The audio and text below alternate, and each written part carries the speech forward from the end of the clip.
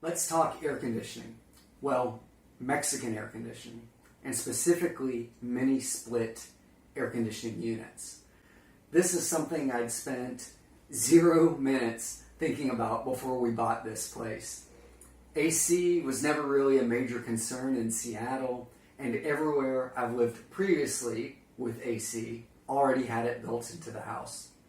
If you are thinking of buying or building a place here in Zihuatanejo or Mexico, then you probably should know about mini split air conditioners. Mini splits are the two-piece air conditioners with an outdoor compressor condenser and the indoor wall-mounted air handling unit. They can help keep energy costs down by allowing you to better control the air temperature in each room. I understand there are also mini splits with heat pumps, so you can run AC in the summer and heat in the winter, but we're in Zihuatanejo, no winter here. Breaking down mini splits even further, you have inverter and non-inverter air conditioning units. Motor speed in non-inverter type air conditioners remain constant and temperature is adjusted by turning the motor off and on, which consumes more energy, makes the AC unit work harder, and can shorten the lifespan. In the inverter type air conditioners, temperature is adjusted by changing motor speed without turning the motor on and off. Inverter air conditioners can also offer 30 to 60% savings in energy, so are better for the environment, are considered more durable, quieter, they work quicker, but they do have a higher initial cost. The only plus of non-inverter units that I could find is that they are a lot less expensive initially, generally giving around a 30% savings up front. But I assume that fairly quickly you'll be paying that back and then some with increased electricity bills. I've noticed a lot of businesses here do use the non-inverter AC units, so perhaps they feel that the AC is going to be running constantly throughout the day and there isn't going to be a lot of on and off during business hours, so the upfront savings are worth it. Now, searching for an actual AC unit, or even if you're looking into buying a house or a condo, you'll want to look into the AC units that are already installed. After you've chosen inverter versus non-inverter, you want to check the SEER, the Seasonal Energy Efficiency Rating. The higher the SEER number, the more energy efficient. In the US, the Department of Energy sets the standards for minimum SEER allowed in production. Window units have SEER numbers around 10, meaning they're not energy efficient at all. These are what my old neighbors in Seattle used, which is fine because you only need AC about 15 days a year. A SEER number of 18 or higher is pretty good though, and will take care of the needs of anyone here in Ziwa.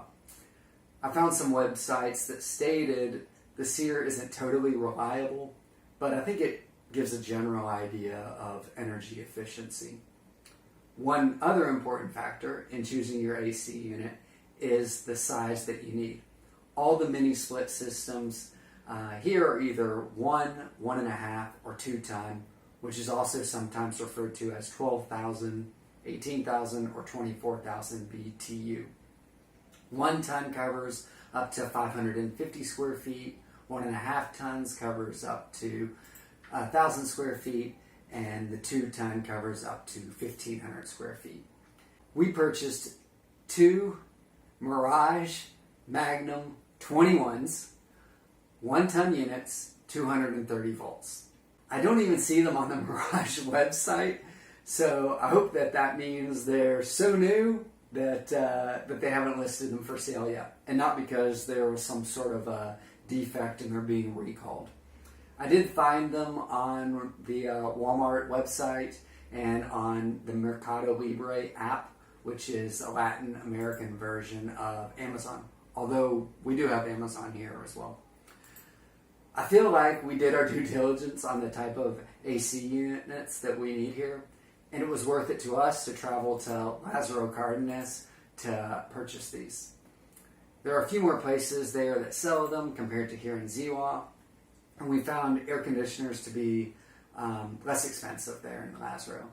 We paid 8,600 pesos each for the Mirage Magnum 21s, plus a 3% charge for putting them on our credit card, which worked out to 17,716 pesos, which is $881.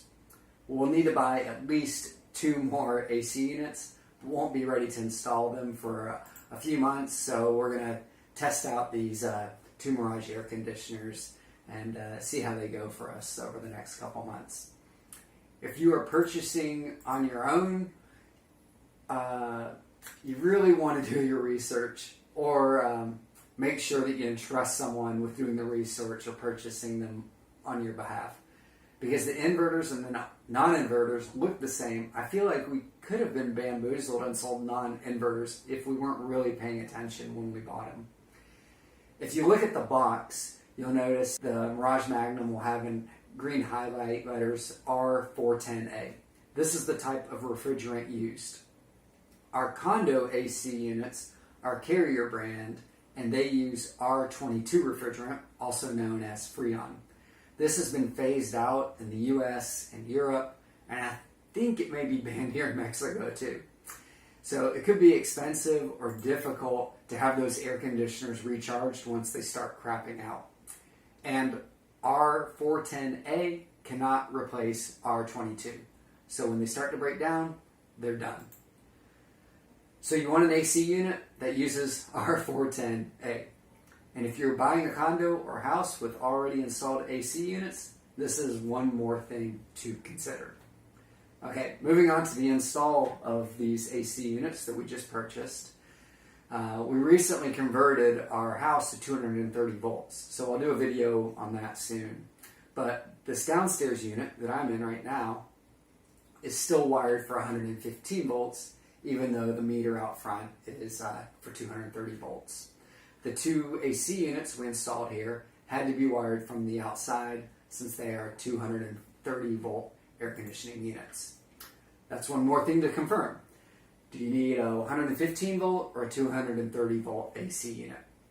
Anyways, we also needed to install a breaker box specifically for the air conditioners, which is outside with all the rest of the electrical work that they did.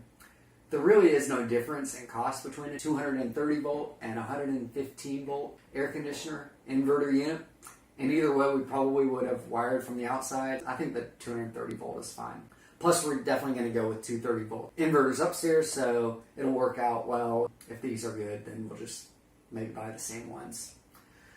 The total install took about 9 hours. We paid 4,000 pesos for 3 guys to do the work. We also had an additional 600 peso charge for the 2 metal bases that the outside compressor condenser boxes sit on up against the house. And we had to purchase about 1,600 pesos in equipment for the electrical install outside. So the total cost in US dollars was just a hair under $1,200 combined for both air conditioners. So in about 2 months, we'll have an idea of how much this will affect our electric bill, and I'll pass that along. So far, it's awesome. They work great. They're super quiet, running right now, and it's nice to finally have some cool air here in the house this summer. One more thing. It's recommended to get semi-annual maintenance cleaning done on the mini split units, and depending on which size unit you have, electricians will charge between 500 and 1,000 pesos per air conditioner. Okay, that's it. Thanks for watching.